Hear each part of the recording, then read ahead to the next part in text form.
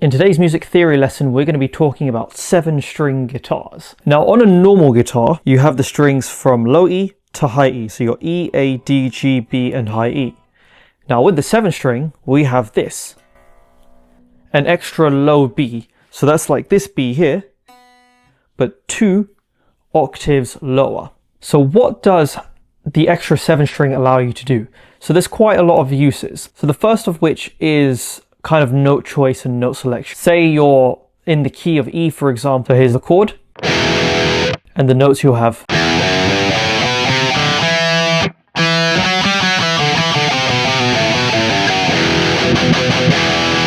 And now because you've got this E chord here, you can use notes that are lower. So it gives you a little bit more space when playing around. And that also helps quite a lot with chord progression. So say you've got a regular E to C power chord.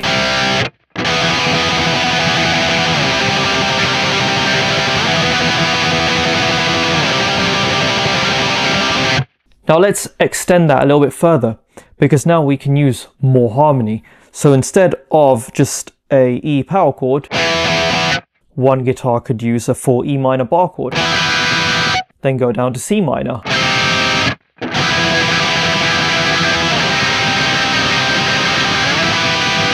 And with the 7-string, you can play the same chords, but in power chord variants.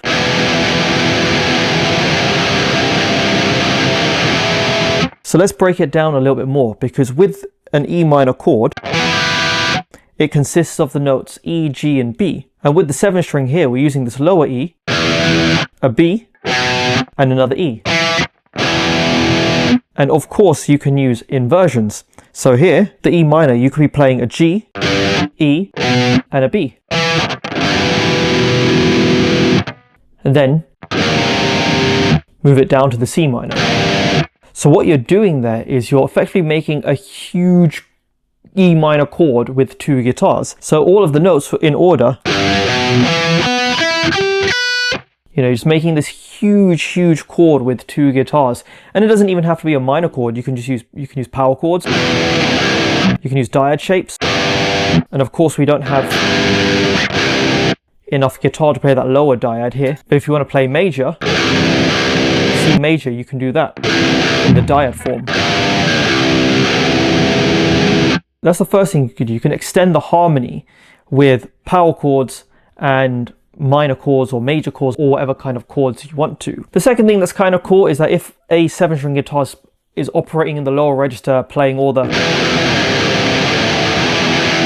heavier chords, then it gives more space and more room for a lead line to shine in this part of the fretboard. Sonically as well, it gives more space and room for kind of lead riffs. And also when talking about more extended harmony like sevenths, for example, because you can use your E minor 7 arpeggio, for example. Now, normally on guitar, it's a little bit more difficult, so you can have one guitar handling the lower notes, the first 2 notes, the E and the G, and you can have the other guitar handling the B and the D.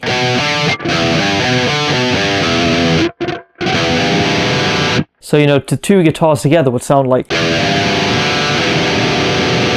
So you're taking the lower 2 notes of the E minor 7 arpeggio and playing on the 7-string, and you could take the other 2 notes and play it on an upper register as well. So it really helps when arranging guitars if you want that more eloquent sound. It's like stacking up power chords and inverted power chords. Because say, for example, you've got a heavy riff. So I'm going to use one of my songs, for example. This is the main riff from Reflections by Gohil.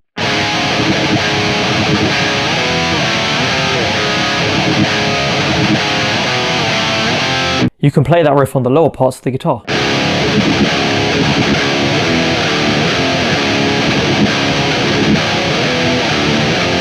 And live it works really well because you've got distinction between the 2 guitars. You've got one guitar that's super low and like doomy and like heavy, and the other one that's a bit more brighter, a bit more shrill. And in the mix, it works really nicely too. And that's the coolest thing about the 7-string guitar really, is that it gives you way more room for creativity. There's more notes to play, there's more things that you can do. You can take a guitar part and split it into 2, have the 7-string take the lower notes and the 6-string playing the higher notes as well. So yeah, if you have a 7-string, definitely give that a go.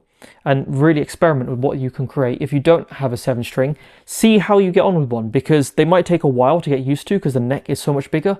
But I really like them, and I'm quite an advocate for 7 strings in black metal.